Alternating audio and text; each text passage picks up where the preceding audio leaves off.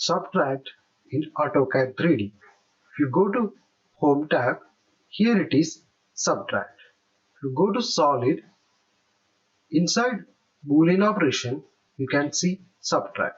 Subtract means if you have two 3D objects, in that object, which is the clashing portion, you can remove using Subtract.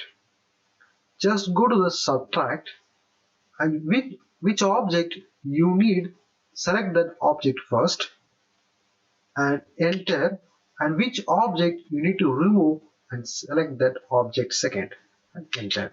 Now you can see the sphere is removed from that portion.